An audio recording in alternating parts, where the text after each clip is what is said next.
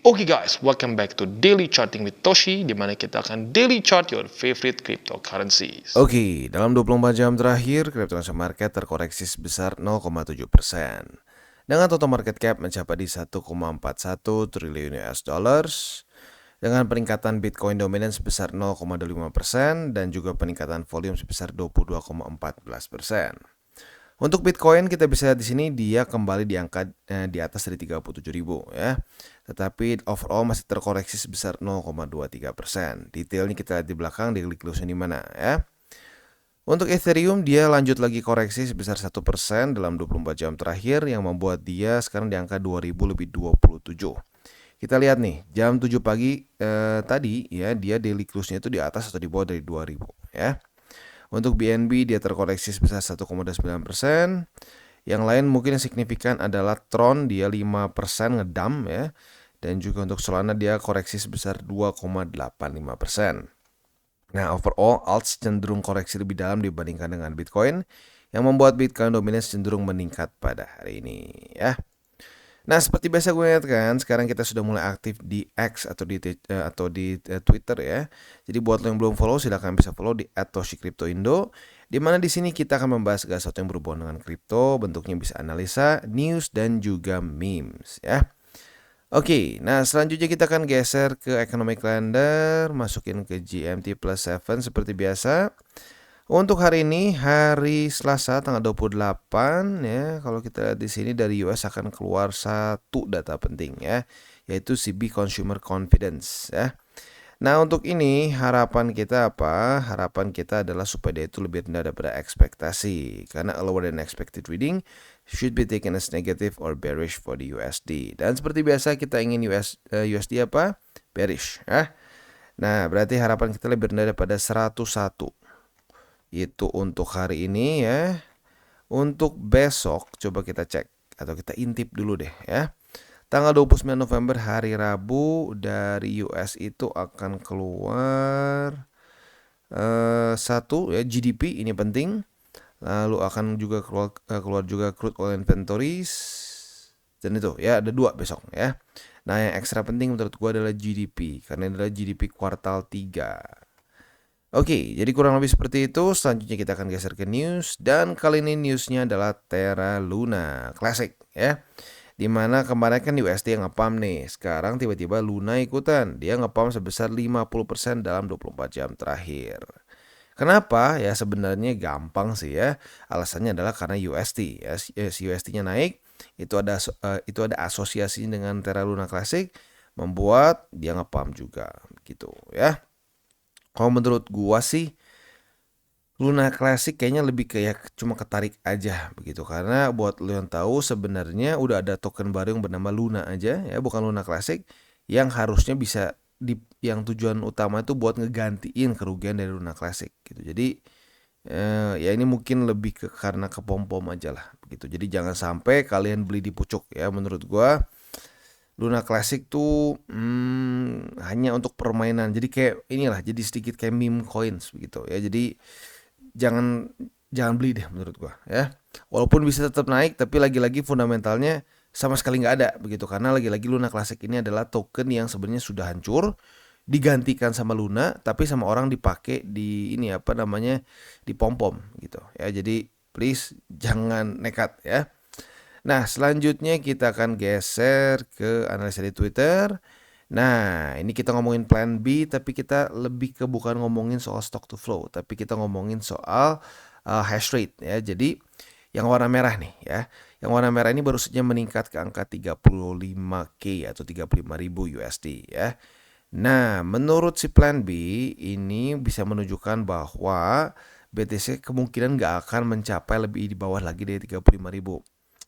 Kalau gue pribadi, enggak lah. Ya menurut gue masih ada kemungkinan bisa sampai di bawah dari 35.000. Walaupun sih ininya mulai naik ya. Tetapi ini overall a good news ya. Di mana hash rate atau difficulty ini meningkat ke angka 35.000 ya. Ini menunjukkan bahwa semakin sulit untuk para miners untuk mendapatkan Bitcoin ya karena difficulty-nya meningkat. Artinya semakin banyak orang yang tertarik untuk menjadi miners dan menjadi miners di dalam Bitcoin network. Artinya networknya semakin berharga. gitu ya. Tapi apakah ini akan membuat Bitcoin tidak pernah di bawah lagi di 35.000? Menurut gua enggak ya, masih ada bisa kemungkinan seperti itu. Nah, selanjutnya kita akan geser ke TA kita. Untuk Bitcoin kita bisa di sini kondisinya itu overall ya kemarin sayangnya daily close di bawah dari 37.324 ya, jadi sedikit gagal menyelesaikan PR ya, tapi untungnya EMA 20 kembali berhasil menjadi support dan membuat Bitcoin bounce ya. Nah, untuk PR di daily sekarang adalah dia kalau bisa bounce lagi di EMA 20 dan daily close hari ini di atas dari 37.324. Itu harapan gue untuk Bitcoin ya. Nah, selanjutnya untuk di weekly-nya, ini kan sudah minggu baru ya, bull support band lagi-lagi masih menjadi harapan kita nih ya.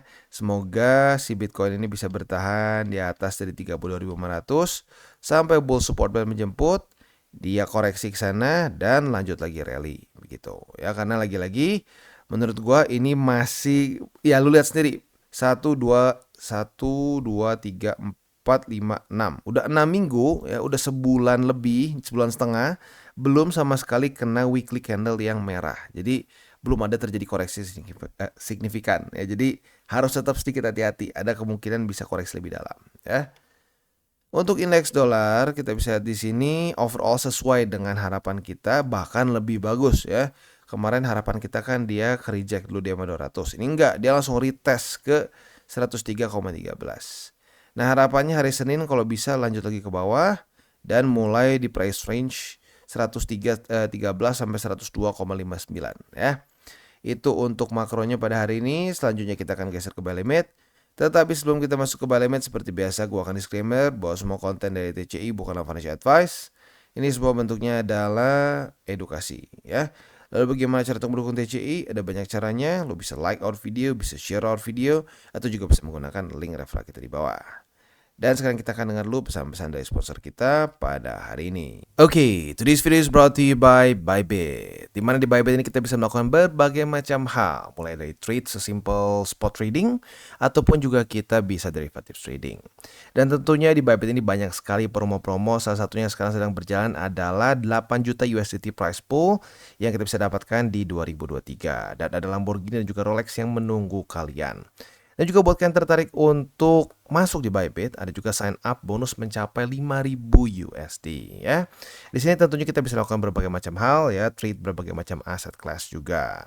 Buat kalian tertarik bisa silakan menggunakan link referral kita di bawah, dan buat update mengenai mengenai segala macam hal yang paling baru mengenai Bybit bisa cek di link description kita di bawah. Dan sekarang kita masuk ke Bitcoin ya, seperti biasa untuk posisi spotnya, buy limit pertama sayangnya tembus. Buy limit kedua masih berhasil bertahan dan bahkan di retest kemarin, yaitu sekarang di angka 37.000. Buy limit ketiga di angka 36.617. Itu untuk posisi spotnya ya. Nah, untuk posisi futuresnya, apabila pada hari ini terjadi retest kedua di EMA 20, kita bisa buka posisi long dengan target TP kita di angka 37.324. Itu untuk posisi longnya ya.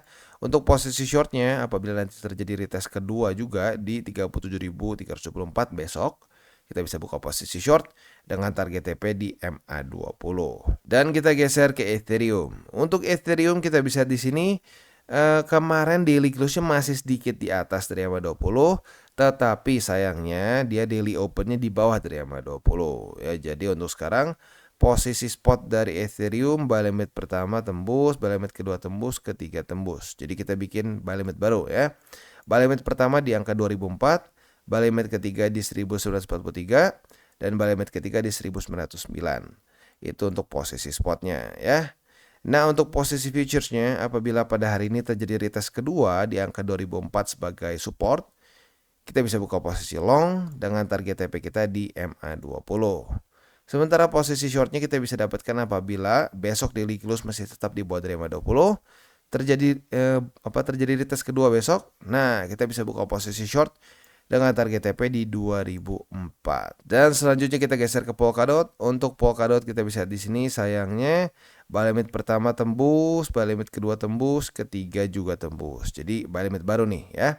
Buy limit pertama di $4 lebih 99 sen, buy limit kedua di EMA 200 atau di $4 lebih 74 sen, dan buy limit ketiga sekarang bolehlah di EMA 50. Nanti kemungkinan turun ke $4 lebih 44 sen. Nah, untuk posisi futuresnya ya sayangnya untuk posisi long kita kena cut loss karena jebol dari $5 lebih 17 sen ya. Nah, untuk posisi shortnya kita bisa lihat di sini sudah terjadi retest pertama di $5 lebih 17 sen. Kita lihat besok ya jam 7 pagi apakah daily closing di bawah atau di atas dari $5 lebih 17 sen.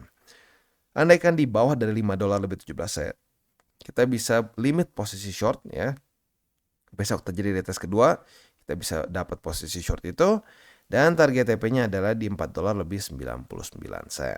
Dan kita masuk ke Cardano. Untuk Cardano kita bisa lihat di sini MA20 kembali menahan Cardano. Buy limit pertama tembus. Ya, jadi buy limit pertama tembus. Buy limit kedua di MA20 berhasil menahan.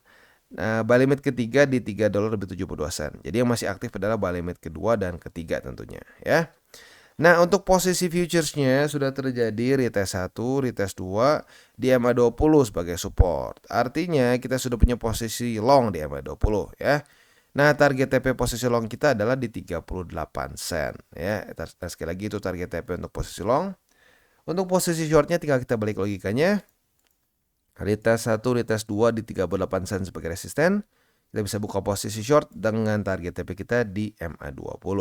Dan selanjutnya kita geser ke Solana. Untuk Solana kita bisa lihat di sini buy limit kedua sayangnya tembus di MA20. Jadi yang tinggal tersisa untuk di Solana secara spot adalah di buy limit ketiga di $51 lebih 40 sen ya. Nah, untuk posisi shortnya target TP-nya kena nih, akhirnya kena juga. Jadi buat lo yang sudah buka target posisi short dari tanggal 23 November, congratulations, akhirnya kena target TP profit sebesar lumayan ternyata ya, 4,58%. Itu untuk posisi short. Untuk posisi longnya sayangnya karena MA20-nya tembus, jadi ya sekarang setupnya lagi-lagi malah short lagi ya. Jadi terjadi retest 1, retest 2 di MA20 sebagai resisten. Kita bisa buka posisi short lagi dengan target TP di $51 lebih 40 sen. Jadi kurang lebih seperti itu untuk ICBT kita pada hari ini. Sekali lagi gue ingatkan hari ini akan keluar satu data penting dari US ya. Akan keluar di jam 10. Buat lu yang konservatif ya, mungkin sebelum jam segini boleh pertimbangkan TP manual apabila belum kena TP secara otomatis ya, karena takutnya volatility-nya tidak sesuai dengan harapan kita.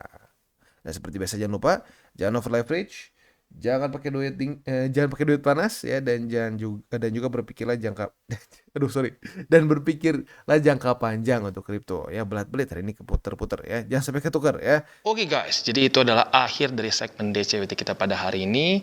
Dan jangan lupa bagi kalian yang merasakan manfaat dari segmen ini, jangan lupa untuk share ke teman-teman kalian.